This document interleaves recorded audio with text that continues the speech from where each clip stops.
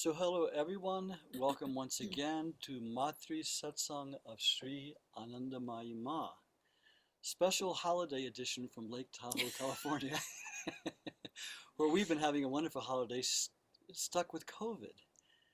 Gloria's cleared now, but I'm still testing, although we feel it, but we've been sick for 2 weeks now. Um, so things aren't quite as technically brilliant as they usually are. Okay, so I always have to make the disclaimer, we are recording this and we do send it to our YouTube channel, Anandamayi Ma Satsang West, so people can see it later. Just a second, let's see what's going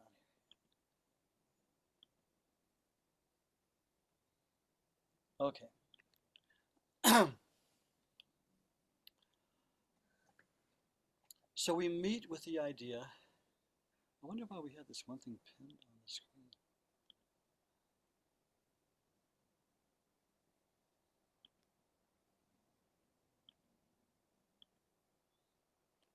Guess that's it.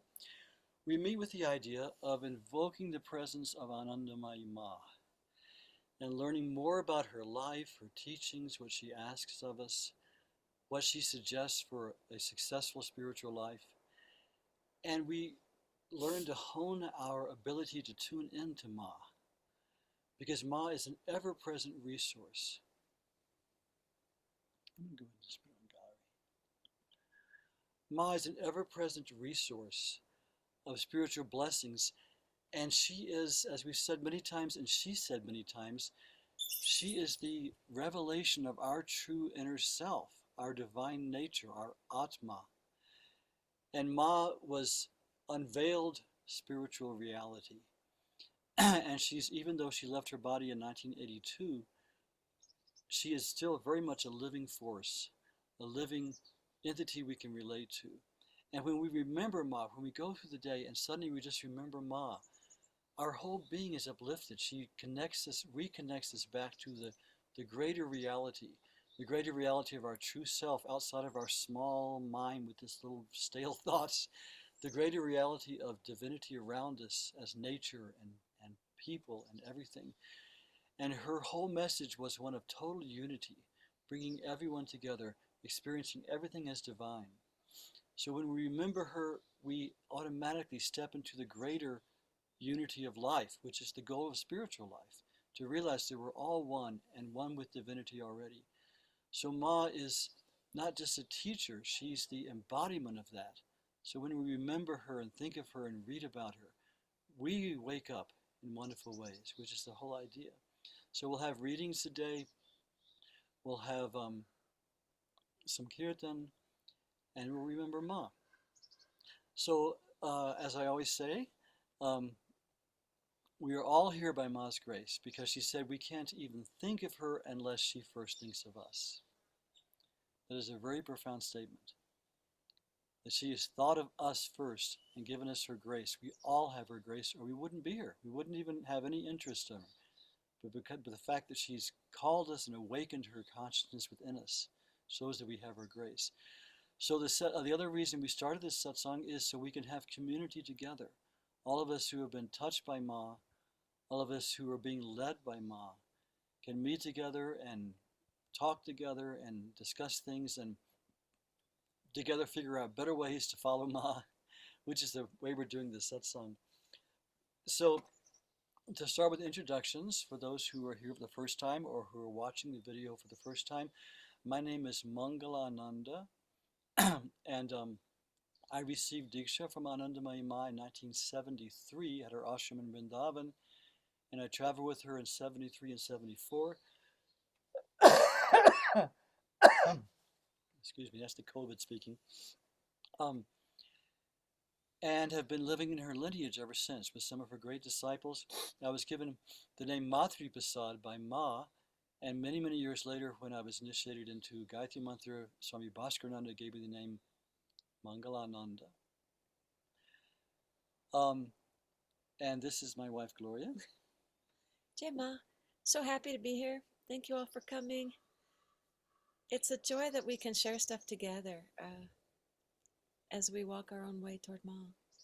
It's really true. It really helps. Well, I always stress satsang as the first thing, company with truth. If you can sit with a saint, someone reading the scriptures, or like this, we're just devotees, like-minded devotees together, inspiring each other. And my co-host, as always, is the wonderful Pragya Hallstrom, who is the author of the great book which has become classic mild literature now, Mother of Bliss, beautiful research book, and also the editor and worker of the book we'll be reading from, the Gospel of Sri Anandamayi Ma.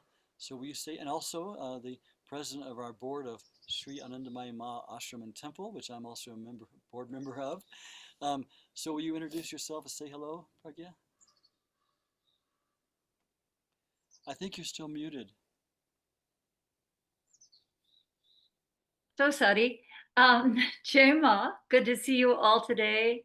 Very happy to be together here as we have a beautiful August day today to celebrate Ma's beauty as she's manifested in the world. So beautiful to see you, each of you. Jai Ma. Jai Ma. It was, I guess my computer's just not going to do this, is it? With the views. I don't know. Ma left her body in August, but in our tradition we don't celebrate that because it's just too sad for us. Bitika Mukherjee was once asked to write an article about the celebration of Ma's Mahasamadhi when she left this world, and she says, I don't know how to write about that. I know how to write about Ma coming, our expectation, our loving to see her, the joy spreading through everything. I don't know how to write about Ma leaving. It's just too painful, so we don't even think about it. I'm trying to get the view back because we're recording here. So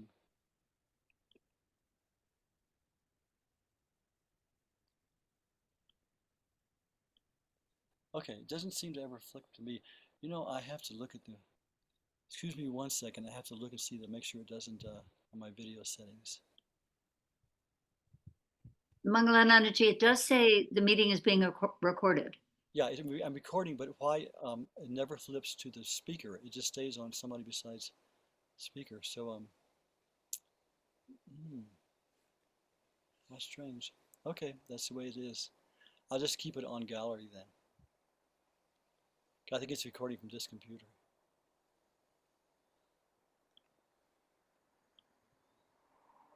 We are able to switch it to speaker if we want to from our side. Please do. So when you're speaking, we can change it to speaker. Yeah, but it's recording on this small laptop. Which I see what you mean. Anyway, that's okay. The important is the content. Okay, so where were we? Okay, so we're always good to see you, Pragya. Yeah. And our tech co-host today is another member of our board of Sri Anandamayi Ma Ashram and Temple. Saraswati, will you say hello? Hi everyone.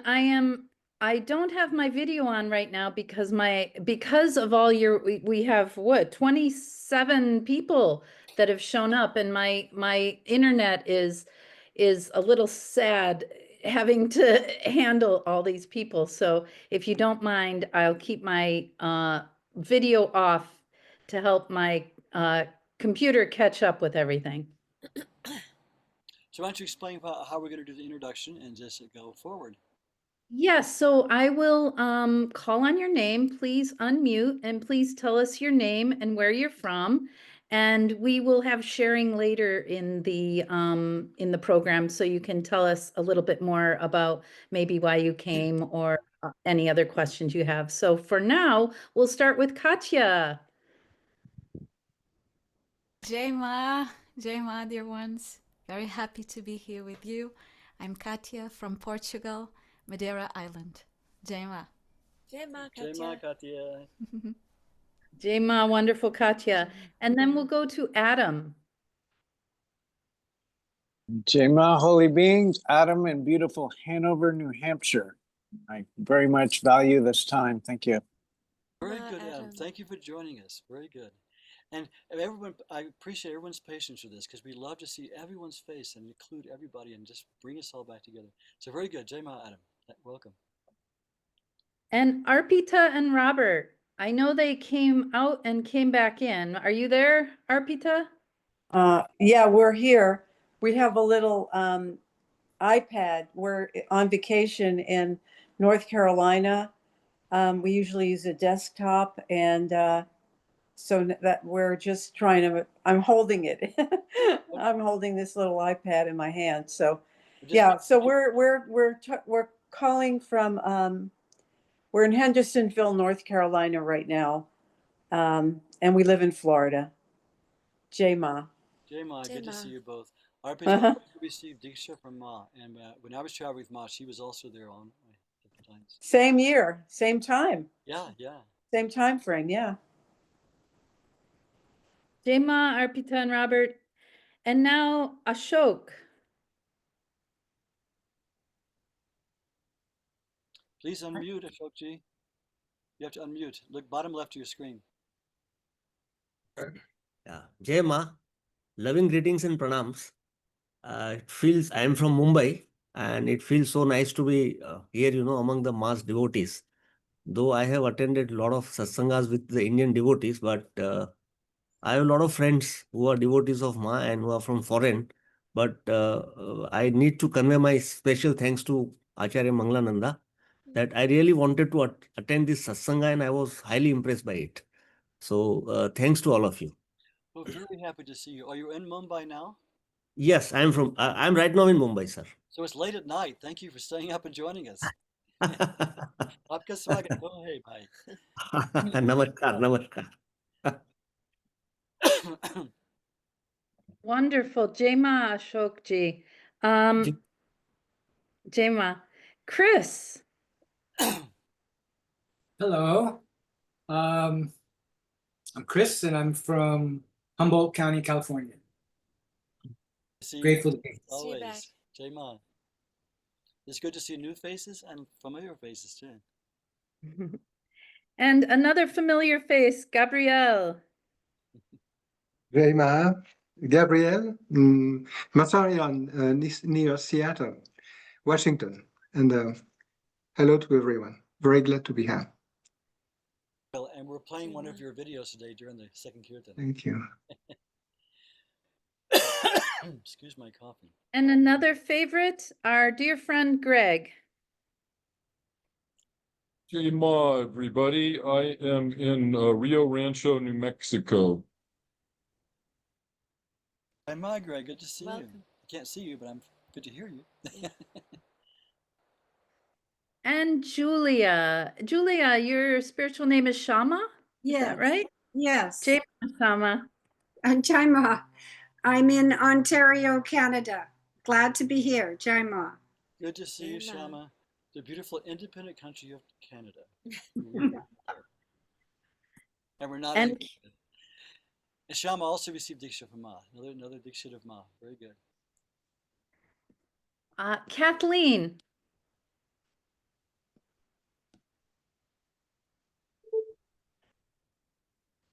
Kathleen, be sure and unmute.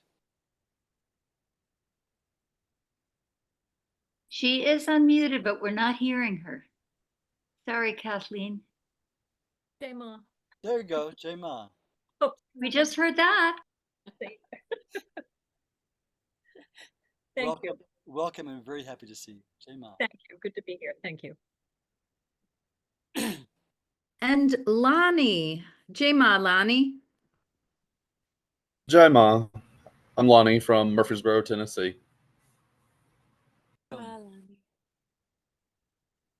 Jai Ma. And Sanjay. Hi. Long time no see. Jai Ma. Jai Ma, this is Sanjay from Kansas State, Wichita. Jai Ma, I'm Shivang. Good to see both of you. Yes, good to see both of you. You're very active in our ashram, Masharanam ashram in India also. John. John LeBlanc. Yes, John LeBlanc. John. Unmute, John. Hi, guys. Hi, everybody. Hiya. I'm here in Berkeley. Jai Ma. Good to see you, a good friend and neighbor. And David next.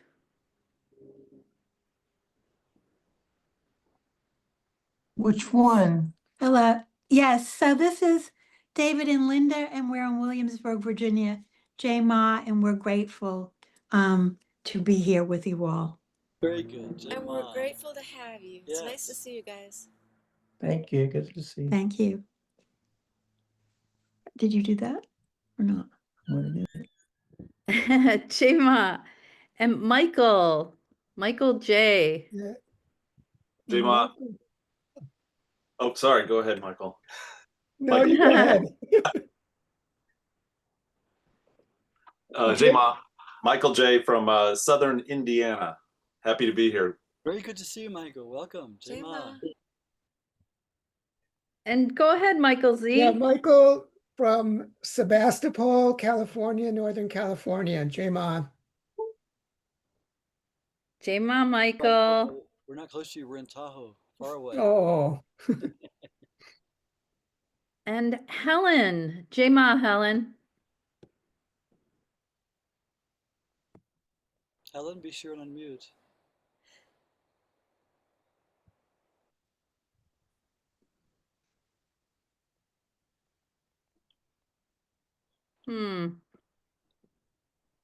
Okay. Well, Helen, welcome. Jema. Okay.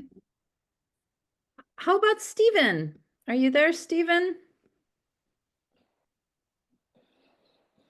Yes, I'm here. This is Steven. I'm in Oahu, Hawaii. Nice. Very good. Aloha and Jema. Aloha, Jema. And I really like looking at the various posts on Facebook and the various sayings from Anandamayi. I really like it. Very good. Welcome. We usually have a couple people from the Big Island, but they don't seem to be here today. Well, Yanaba's here. Say hello, Yanaba. She snuck in when I Jema, Yana from Hilo, Hawaii. Jema, Yana. Good to see you. How about Maya and Jyoti's iPad? I'm sure that one of you are here. Maya or Jyoti? Jema.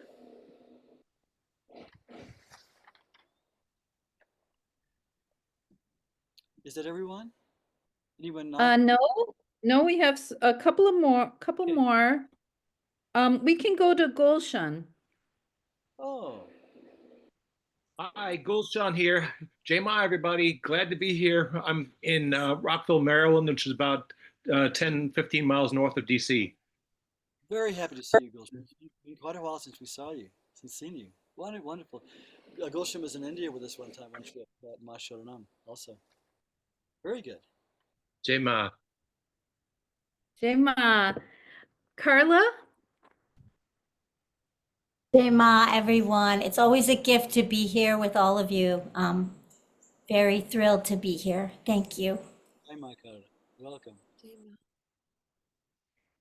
And Mikey. Hey everybody, Jema, Mikey, in Northampton, Massachusetts right now. Welcome, Mikey. Jema. Jema, Mikey. And Prashant.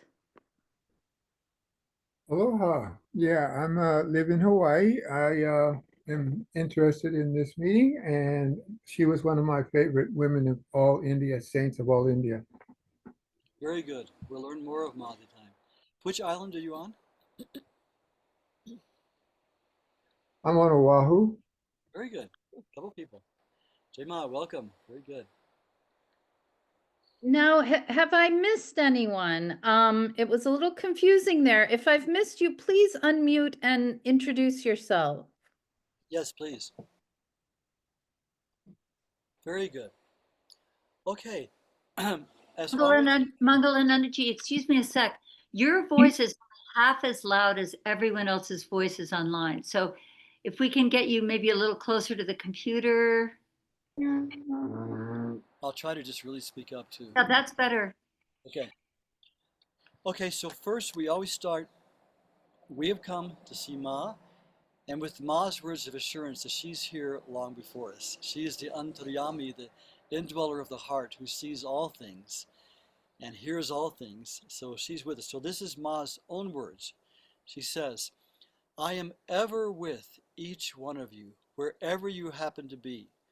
but your vision is tied down to worldly matters and you have little time to direct your eyes to this body and your thoughts and actions. What can I do? So Ma's frustrated that we don't remember her as she remembers us.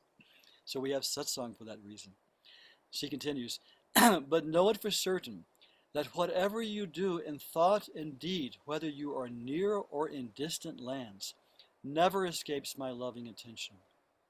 Just as at a flash of torchlight, your faces gleam forth in their bold outlines, all your facial expressions appear in my mind when you meditate on me or talk about me or sit down to pray to me. Ma sees this very moment in her infinite consciousness, in her infinite abode of light. She continues, for this body, Ma frequently used to just refer to herself as Ye Sharir, this body. She would rarely say I. Sometimes she did, but usually she would say this body says, because her I was infinite.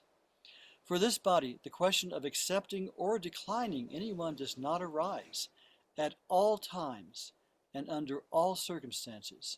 In inspiration and in dryness, this body remains and ever will remain with everyone. This is Ma's assurance. She always hears us. She's always with us. The Atma of this body, the divine self, is the Atma of all.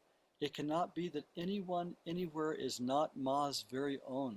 This is Ma herself speaking third person. And she continues, for one who knows me, I am one with him. For one who wants to know me, I am very near to him. And for one who does not know me, I am a beggar before him. Ma wants to be known because she's the self of ourself. You ask me if I love you? You may or may not be able to be without me, but I simply cannot do without any of you. One person missing, the whole universe collapses. So in Ma's vision, everything is one. Then my most favorite, she says, I'm going to have to paraphrase this, I don't have it written down. She says, anyone calling out to God in any age, from any land, at any time, their call reaches this heart like the waves crashing against the shore. So we are assured that Ma is with us, that Ma is hearing us. So let's continue thinking of Ma and putting our mind deeper into Ma. We're going to be thinking with our intellect and Ma's words, so let's think now with our heart.